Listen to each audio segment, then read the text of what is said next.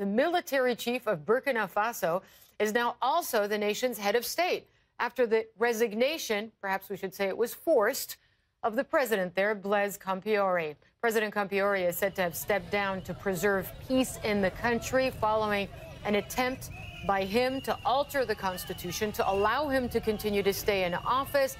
The move was met with violent protests on the street, and you can see some of the aftermath there with, in particular, that is what you're seeing there on your screen, is the Parliament building, which was set ablaze by demonstrators. Let's go live to Burkina Faso's capital of Ouagadougou. Reuters photojournalist Joe Penny joins me now. He's been following the events. We've been seeing some of the dramatic photos you've been posting as well online. What's the situation now, Joe Penny, in Burkina Faso and Ouagadougou? The city is quite calm at the moment. Earlier in the day, as you said, the army chief made a statement saying that he was the president and that the president, Blaise Compaoré, resigned. But actually, later in the day, another army lieutenant colonel, his last name is Zida, he also said that he was president.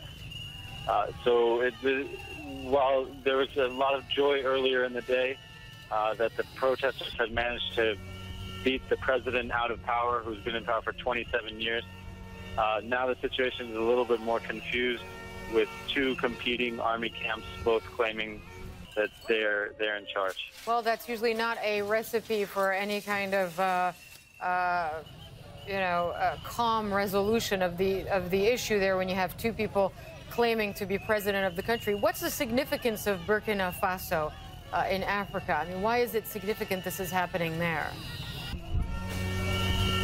Well, for one thing, there's been it has had a history of popular uprisings. There was the previous president before Blaise Compaoré was a socialist president named Thomas Sankara, and he came to power through a coup as well. In terms of international interest in the country, both France and the U.S. have military bases here that are for soldiers poised to fight jihadists in Mali and in Niger. And throughout the Sahel region. So both France and the U.S. don't want to see too much trouble from this country, which they consider to be a necessary ally in the region.